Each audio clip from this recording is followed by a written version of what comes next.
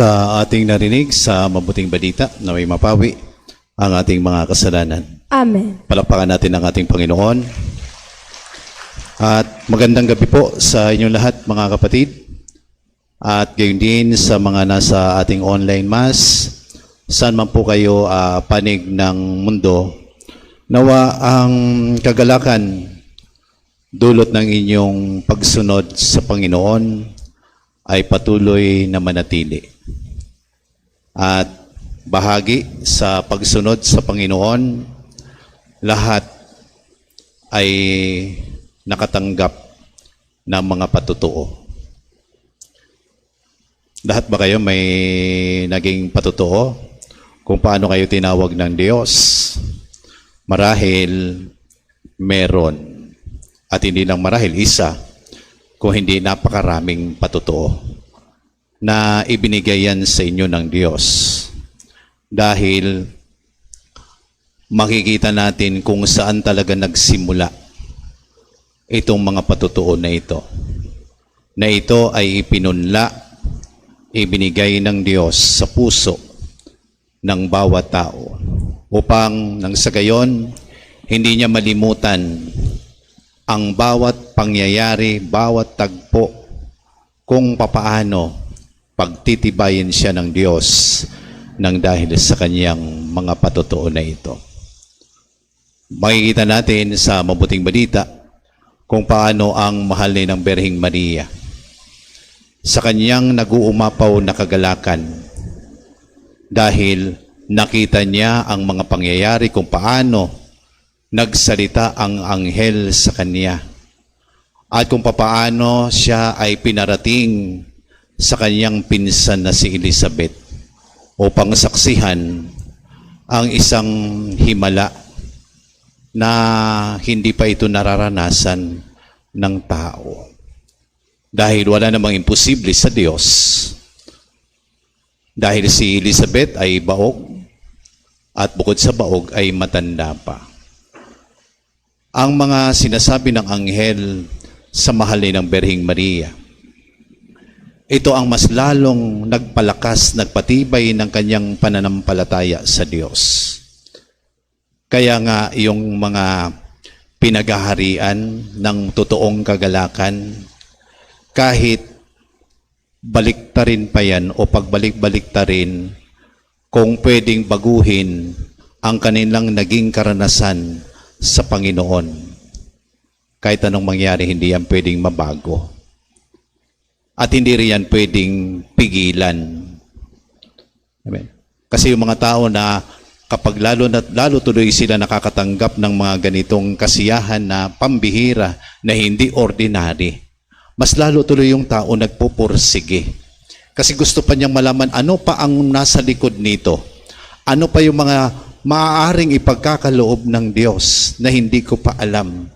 Bagamat yung pinangyayari ng Diyos na ito sa akin, hindi ko man ito alam, pero nararanasan.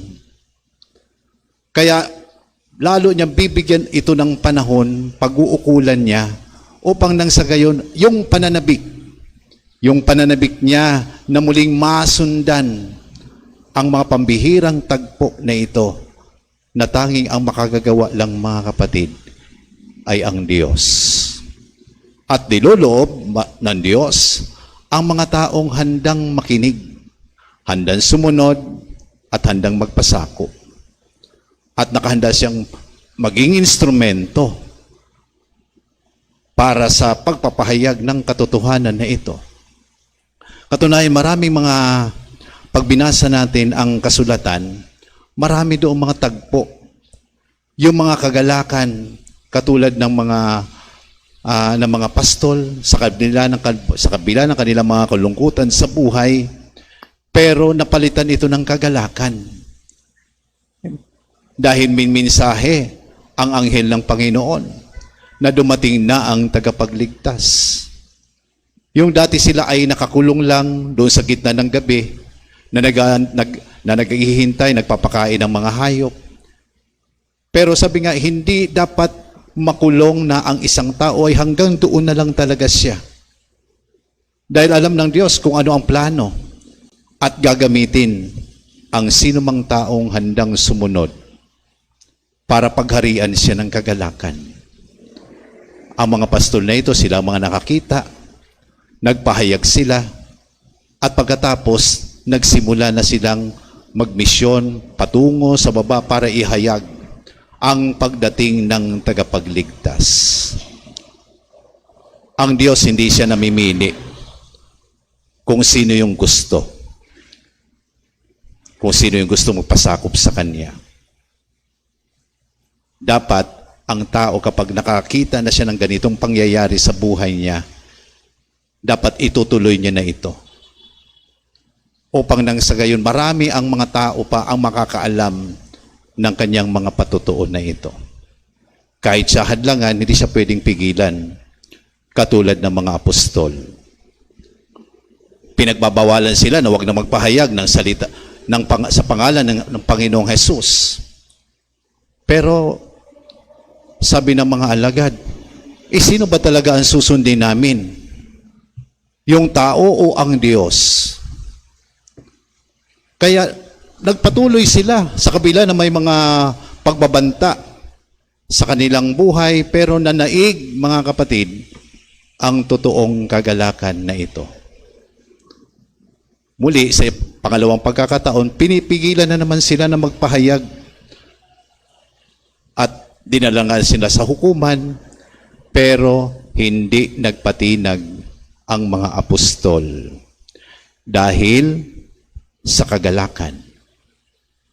At yung nagiging karanasan nila sa bawat araw na kasama nila ang Panginoon, kahit saan man sila napunta, ito ang matibay na totoong relasyon nila sa Diyos. Amen.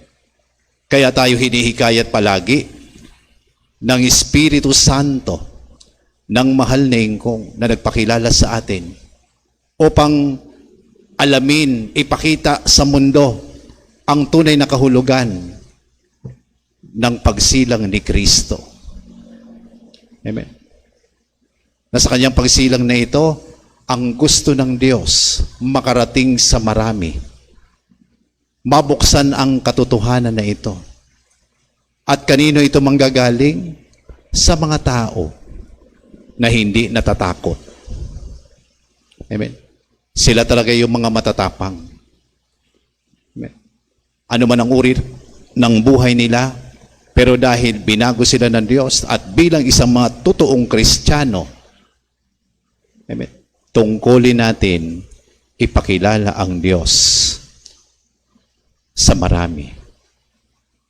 Dahil gagawin natin muli ito, lalo higit, ilang araw na lang, ilang tulog na lang mga kapatid, masasaksihan muli natin ang taunang selebrasyon natin sa paggunita sa totoong pagsilang ng Panginoong Hesus, ang batang Senyor Noemi.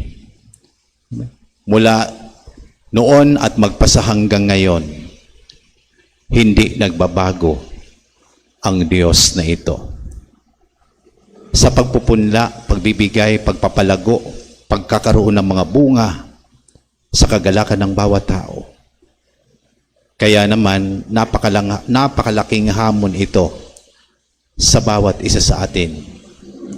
Maraming pagsubok, pero lagi natin tatandaan, mas higit at mas malaki ang mga kagalakan na ito kapag gagawin natin ng sama-sama.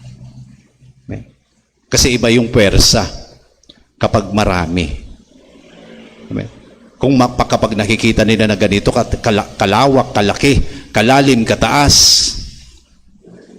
ang kaganapan na ito ng Espiritu Santo, maging sila o maging sino man sila, kapag nakita nila ito, aasamin din nila ito. At tatanong nila, ano ba ang meron sa kanila na wala ako? Parehas lang naman kami tao.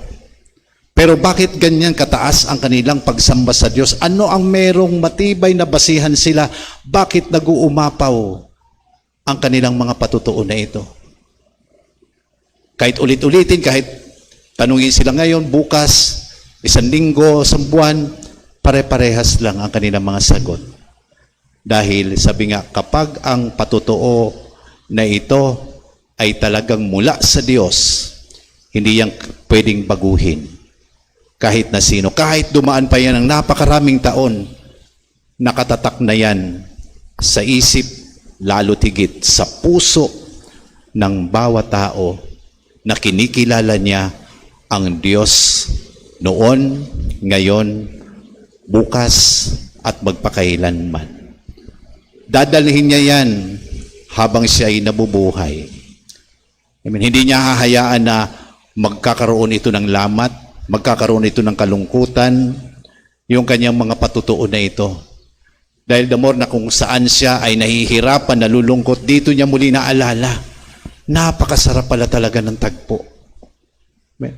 Napansin niyo kung kayo ay nagmumuni-muni, kayo ay, maaari kayo ay nakakaranas ng kakaibang pangyayari sa mundo, na tila baga kayo ay inaapi, pinagbibintangan. Pero balikan ninyo, ang encounter ninyo, ang unang encounter ninyo sa Panginoon, sa Espiritu Santo, sa mahal ning, kung balikan nyo yon, maalala nyo, higit palang mas malawak, mas matimbang ang mga ginawa sa akin ng Panginoon. Papalitan yan ng Diyos ng kagalakan para muli kang bumangon, tumayo, lumakad at humayo. Amen? Ganyan ang mga naging karanasan ng mga unang banal, lalo't higit ang mahal ni ng Berhing Maria. Ang kanyang patutuo, hindi man niya dinaan sa tula, pero dinaan niya sa isang napakagandang awit. Kasi ang pag-awit, mga kapatid, isang pagsamba at mataas yan sa Diyos. No, yung iba, sinasayaw yung kanilang pagsamba kasi part yan ng kasiyahan. Pero sa mahal ni ng Berhing Maria, dinaan niya sa isang napakagandang awit. Kasi ang mga tao, talagang mahihilig naman talaga sa mga ganitong mga kasiyahan. Kung ikaw ay umaawit, nalulungkot ka, alalahanin mo. At pag naalala mo yan, hindi mo yan malilimutan habang ikaw ay nabubuhay. Katunayan, pwede ka nga rin mag-compose ng sarili mong bersyon ng iyong patutuo. Pwede ka magsulat ng tula. Pwede ka rin gumawa ng mga kanta. Kasi ikaw yan eh. Ikaw yung pinaka maigi na bersyon ng Diyos sa patutuo sa buhay mo. Amen. Kaya kung marami ang ganyan, nagsama-sama, abay maraming, sabi nga ng mahaling kung darating ang araw, kayo ang uugit ng aking simbahan. Amen. Kayo ang magtatala ng ikatlong tipan. Sa pamamagitan, mga kapatid, ng inyong mga totoong gawa at patutuo. Amen. Sasabihin ng tao, grabe pala ang mga naging encounter nila. Alam niyo, pag nabasa yung pagdating ng araw, sa panahon na tayo ay nawala sa mundo na ito, at ang mga susunod na henerasyon sa atin, mababasa nila, nakatala doon sa mga sulat natin, sulat sa kamay, na ito pala naging karanasan nila. Mas lalo nilang aasamin yun na sana maging katulad din kami. Hindi man namin yun napantayan. Pero, kahit papaano, sa totoong kagalakan, marahil may iba din plano ang Diyos sa akin. Yung ikaw, sa iyo mangyayari yan. Ibig sabihin, pag-uusapan ka talaga. At iba ang magiging dating nun, mga kapatid. Kasi sasabihin nila, ang ganda-ganda rin pala ng kanilang mga ginawa. Kung paano ang mga nauna sa unang tipan, pangalawang tipan, pangatlong tipan. Ganun din. So yung mga kabataan sa ngayon, kasi sila yung mga papalit sa atin. I mean, dapat ang kagalakan din nila, dapat magmumula din sa Diyos. Dahil sa kanilang mga pagsamba na ito. At tayo bilang mga magulang, tayo ang magtuturo nito sa kanila. Amen? Upang ang lahat sa inaasam-asam na buhay na walang hanggan, doon natin mapagtatanto, tama talaga ang Panginoon. Amen? Kaya muli sa inyong lahat mga kapatid, saan man po kayo naroroon muli, isang maligayang Pasko po na pagbati ng Simbahan Apostolic Catholic Church sa inyong lahat. Ave Maria Purisima, sa pangalan ng Diyos, Ama, Anak at Espiritu Santo. Amen. Magsitay na po ang lahat at atin na pong awitin ang ating pananampalataya.